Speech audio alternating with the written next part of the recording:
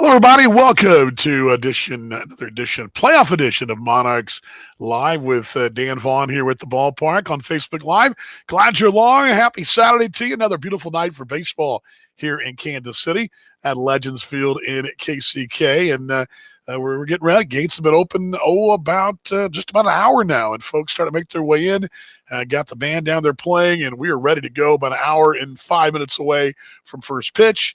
And a 9/11 salute, also first responders and our skydivers got all kinds of pregame festivities, much like yesterday. Maybe not quite as loaded pregame wise, but this should be a dandy ball game again tonight. Game number 2, best of 5 series. Your Monarchs and the Sioux City Explorers here in the South Division Championship Series. And don't know how much this rings true, but the last 2 times these clubs have met, the team that won Game 1 did not win the series. Now, that doesn't mean that's the way it usually works, because Kansas City did win Game 1 in St. Paul and did win the series. So there's that. So there is it just kind of the anomaly of this thing right here. But anyway, Kansas City and Sioux City tonight, 7:05.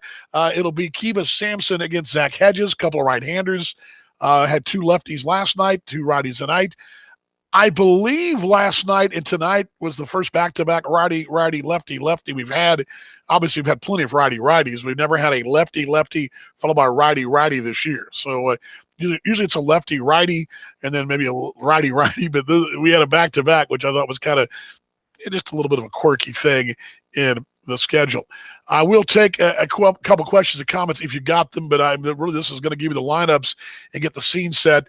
For Joe Campietra, much like we've talked about all week, nothing changes. It's the same lineup card from last night, with the exception of Kiva Sampson on the bump.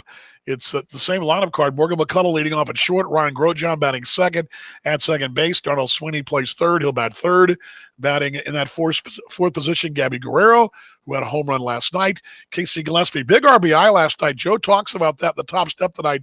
But Casey Gillespie, big RBI the first inning last night. Casey will bat fifth. Ibanel Isabel is a DH. He bats sixth. He went deep twice last night. Batting seventh will be Connor Willis. Charcer Burks will bat eighth. Charcer had a 3 at night last night. He'll bat eighth for Kansas City and center. Collins in left. And Alexis Almeida will catch once again. Almeida in the number 9 spot for KC. Had an RBI last night, did Alexis. So it'll be Morgan McCullough, Ryan Grosjean, Darnell Sweeney, Gabby Guerrero, Casey Gillespie, Ibanel Isabel, Connor Willis, Charcer Burks, and Alexis Almeida for Kansas City. For the Explorers tonight, really, let's just look at they will make a few changes here. A little bit different card than last night. Chase Harris will lead off. He'll be in center field. Now, Harris had the base hit last night, scored a run, and late in the ballgame. Lane Milligan will be in right field. Milligan homered against Cleveland last Wednesday in the play-in game. Jose Sermo bats third. Sermo at third base. Same as Curran. The first base will bat fourth. LT Tolbert bats fifth at DH. Nick Franklin drops from the number 2 spot down to the number 6 spot. Franklin will be at second base. Blake Tiberi is in left. He goes from right to left. He'll bat seventh. Butch Gelfie, the catcher, bats eighth. And then Errol Robinson, the shortstop, batting ninth for Sioux City. No Michael Lang in there for the Explorers tonight to start the ballgame. So Chase Harris, Lane Milligan, Jose Sermo, same as Curran, LT Tolbert, Nick Franklin, Blake Tiberi, Mitch Gelfie, and Errol Robinson on the wall here at Legends Field. And again, they'll be with Zach Hedges.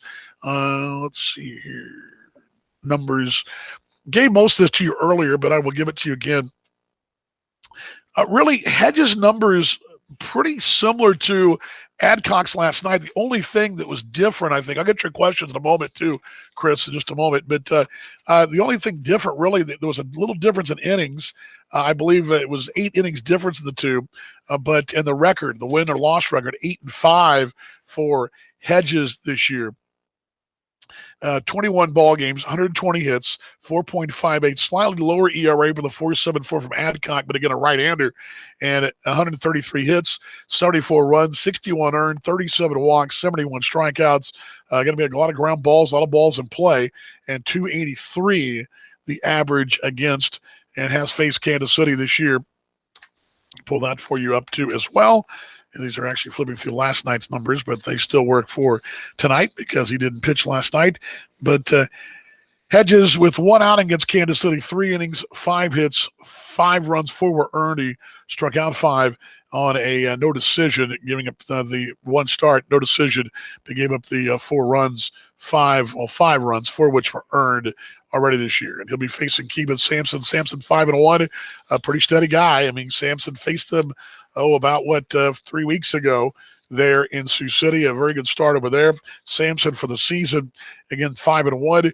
And he's got a 3.93, 36 and 2/3 innings, 28 hits, 16 earned, 21 walks, 45 strikeouts, 203 average against. So that'll be the situation tonight. Sampson did get a win against them in a doubleheader last week. Now, Kibas didn't start, but he and Justin Schaefer both pitched back-to-back in Cleburne, kind of a piggyback deal to make sure every starter got some innings there in Cleburne in that sweep last weekend. But Sampson going tonight against Hedges. Let's see here. Yesterday, you showed the field that a brilliant logo in center. It was quite vivid from your vantage point. From the seats, it wasn't noticeable, was it? No, it wasn't scrapped. I think, and I'll have to ask Tyler because he's down there. I don't think it was scrapped. I think as the day went on, and I can still see the K and the C. I see the C and part of the K here. I think as the day went on, and it got darker, it was harder to pick up. When the sun's right on, it's a little easier to see, but I think as the twilight came on, it was a little tougher to pick up. I can see it right now, but I think really it was more when the sun got kind of behind the stadium, the twilight kicked in, it did darken the ground a little bit. It was a little tougher to pick up because all it is, it's the cut marks that form that, and once you get the sun down, the cut marks are a little harder to see unless the lights are right on them. But good luck tonight. Thank you, Scott. We will do that. Looking forward to that. They have these.